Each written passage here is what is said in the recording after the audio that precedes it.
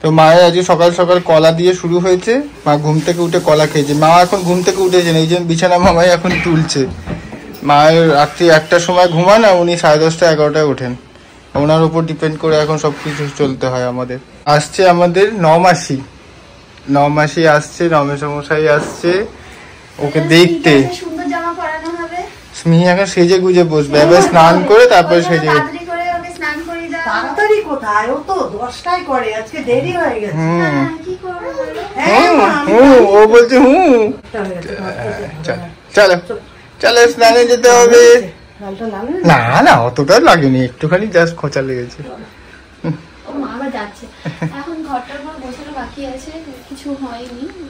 আর কি ঘর গোছাবি, ঘর তো গোছানোই আছে। তাহলে কি গোছাবি এখন? খাটটা তুলে দিবি? তাহলে কি, তাহলে এইখানটা তুই গুছিয়ে দে, যা ওটা তুই গুছিয়ে দিয়ে যা। ওটা কি করবো, এইখানটা গোছাতে হবে, ওইখানটা গোছাতে হবে। কোন টাওয়েলটা, টুপি টাওয়েলটা ওই যে ওইখানে সবাই দিয়ে দিত। মা শিবানী যখনই আসে তখনই, মানে আমরা যখন বাড়িতে যাই তখনও গিফট, আর যখন আসে তখনও গিফট। Thank you. তো এখানে এখন রান্না বান্নার সমস্ত প্রিপারেশন চলছে। এখানে মা মাংস ধুচ্ছে, আর প্রেসার কুকারটা মা না ধুয়ে দিয়েছে। এটা হচ্ছে রুনুদি দিয়েছিল, রুনুদি ব্লগটা দেখবে খুশি হয়ে যাবে যে স্মিহিকে যে প্রেসার কুকারটা দিয়েছিল সেটা ইউজ করবে। আর কাটিস না বাস ছেড়ে দে। এটা কার জন্য? কি এটা? ও এটা ক্যান্ডেল, সেন্টেড ক্যান্ডেল। আচ্ছা এই পুতুলটা বলো, এইটা আমার খুব ভালো লাগলো। এই পুতুলটা অ্যাকচুয়ালি মিনুর। পিপি পিপি পিপির পুতুল ইউজ করব। তাহলে তো আমাদেরকে ওটা দিতে হবে মিনুকে। চলবে চলবে, আবার তো মিনুকে দিতে হবে, তখন বাস কি পড়ে যাবে, তখন আবার ওর বন্ধু চাই। আরে একটা স্মিও দিদিভাই হয়ে যাবে। দারুণ সুন্দর হয়েছে। আমার তো সব থেকে এইটা ভালো লেগেছে যে ওরটা তুমি যে ওকে দিচ্ছ, এটাই আমার সব থেকে ভালো লেগেছে।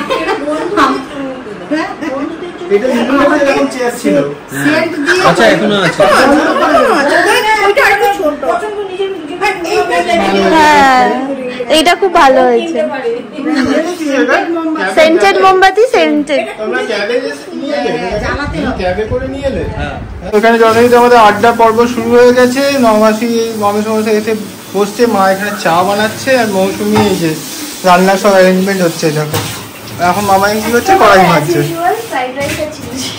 হ্যাঁ না এটাই ভালো, এই সবাই গরমের মধ্যে বেশি হয়ে হয়তো খেতেও পারবে না। তো মায়ের এখন ড্রেস হয়েছে একটা, কিন্তু এটা ঠিক মনের মতো হচ্ছে না, মনে হচ্ছে আরেকটা ওই ড্রেসটা হবে। আচ্ছা দেখি নাও কোন ড্রেসটার কথা হচ্ছে, যেটাও এই যে এটা ব্রাইট। আমি কালার তোমার এটা অনেক বেশি ভালো লাগে, আমি রেড অলওয়েজ পছন্দ করি। হ্যাঁ তাহলে ওটা পরি দে। তোমার ন্যানির দিদি ন্যানি, রাঙা ন্যানি, ন্যানির বোন ন্যানি, রাঙা ন্যানি, রাঙা ন্যানি এসছে। মামা আমাদের অলমোস্ট রেডি। হয়ে গেছে। একটু ক্রিম মাখিয়ে দেবো মা, একটু র্যাশ ক্রিম মাখিয়ে দিই আমি। হ্যাঁ কেন? একটুখানি র্যাশ ক্রিম, মানে একটু র্যাশ হয়ে যাচ্ছে মনে হচ্ছে। না না এখন র্যাশ হচ্ছে না। কি সুন্দর লাগছে দেখো তো, এইটা কুচু কুচুটা, এটা আমাদের আসছে না, ওরাই আসবে, ওদেরকেই ডাকবো। করিস না মুখে দিদি রেগে যায়।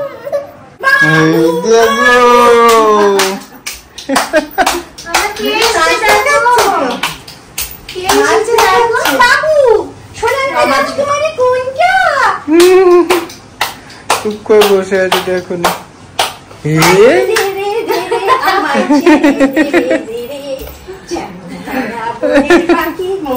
পাগল এসছে। এই আমি সুস্থ,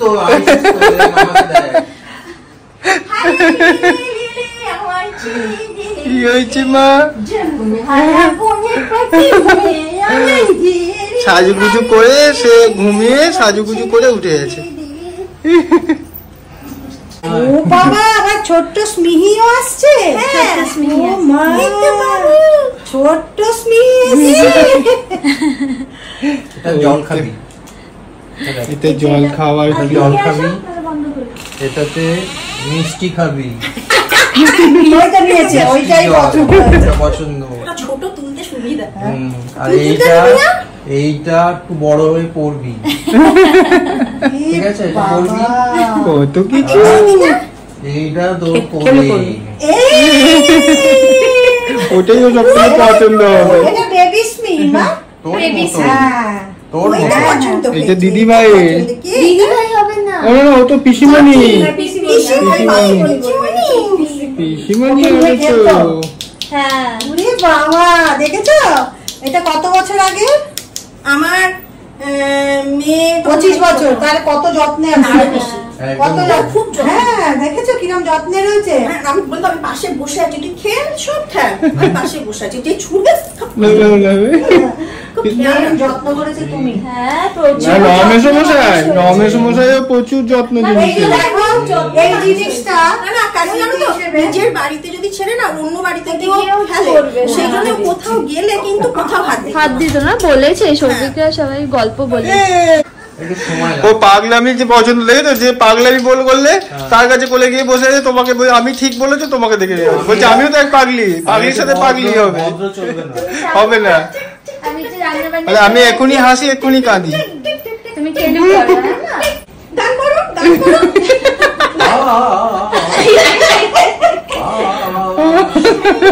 ক্লাসিক্যাল শুনবি তো শুরু হয়ে গেল। ওম নমঃ।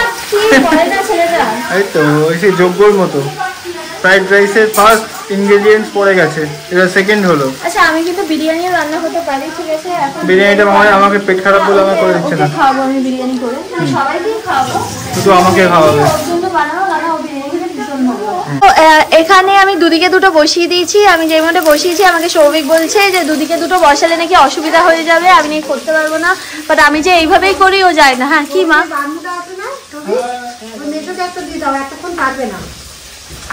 তাহলে দিয়ে দাও সৌভিক। এইটা মাসিমণি দিয়েছে এই চেয়ারটা ওর বসার জন্য। হ্যাঁ পড়াশোনা করবে এটাই বসে। এবার টিভি দেবো।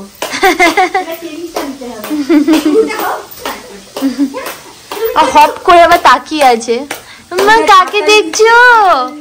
আচ্ছা এখানে মা স্মিহির আপেলটা সিদ্ধ করে নিয়েছে। এইটা রুনুদির প্রেসার কুকারে, আমি ওটা আগেরবার বলেছি, আরেকবার বলে দিচ্ছি, রুনুদির প্রেসার কুকারে আজকে আপেল সিদ্ধ করেছে মা। অন্যরকম সুর। সেলফি তুলে নাও, যাও তুমি ছাড়ার আগে তুমি সেলফি তুলে নাও।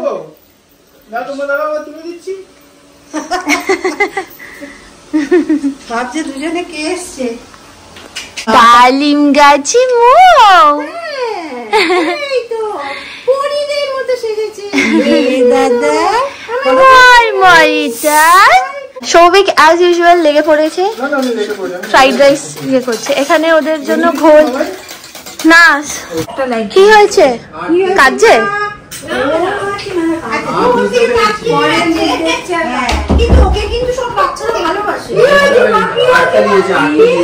আচ্ছা ওর হতে পারে।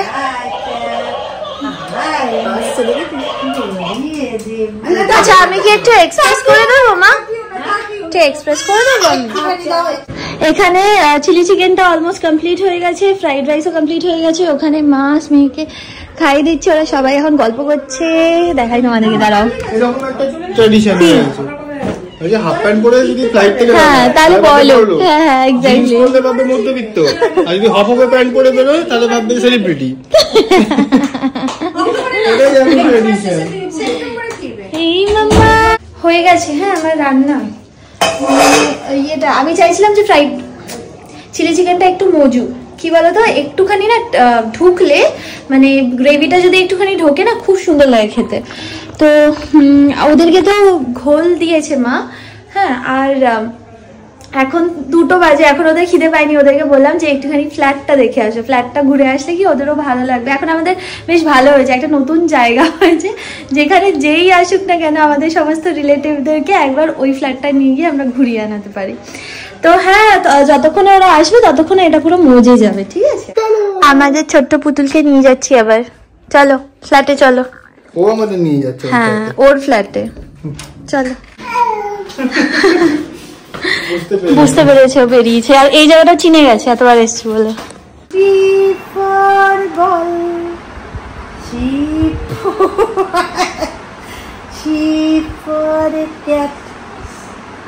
D for a doll, A for apple, B for boy, C for cat, D for doll.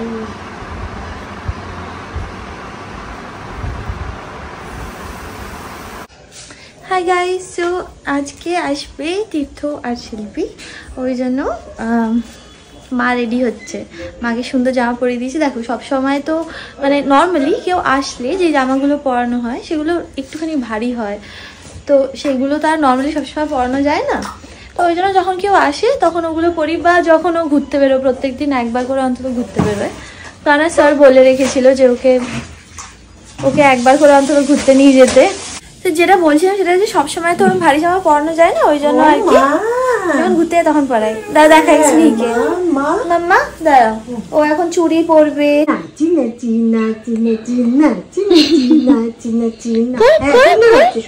Dance কর।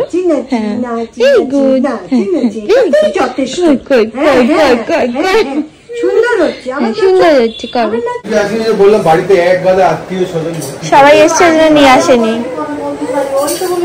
কে জানে আগের বার নাটা বলেছিল, সময় জানি। বস একটুখানি দেখো। আমি সেজে গুজে রেডি হয়ে বসে আছি, মিমি আর মিমন আসবে বলে। মিমি তো আসেনি।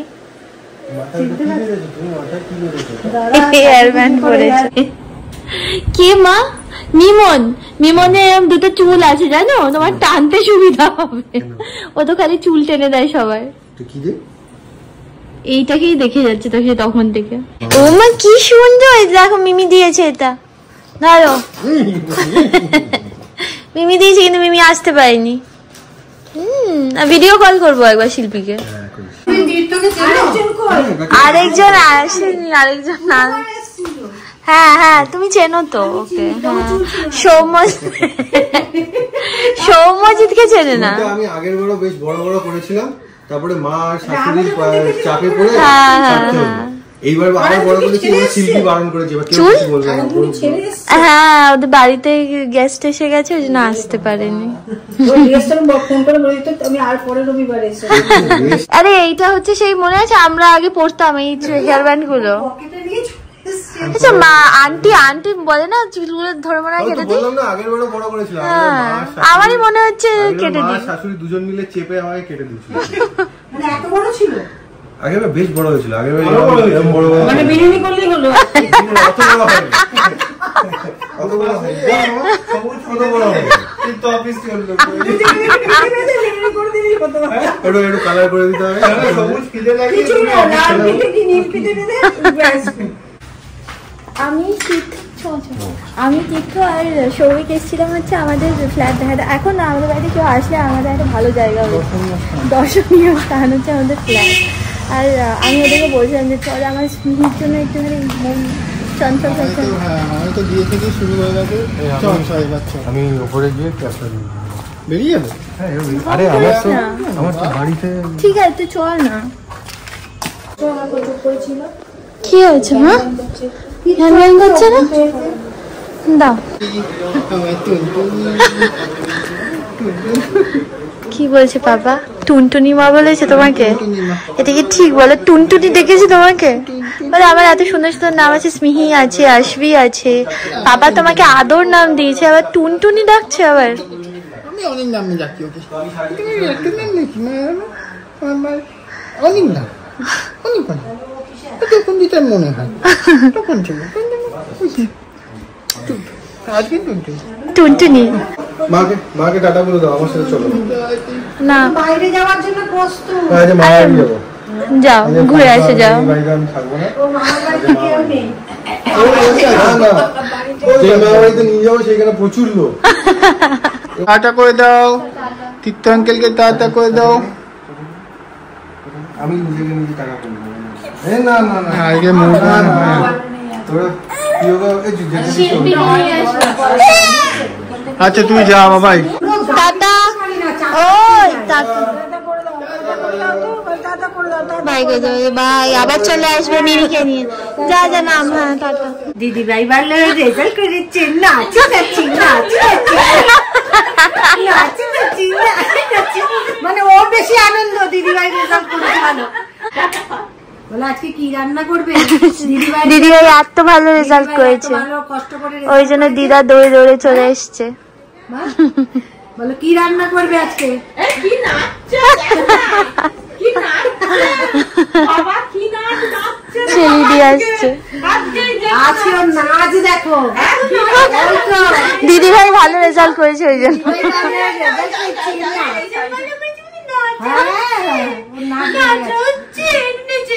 আবার নাচো নাচো করো আমাকে দেখলেই কি যে দেখো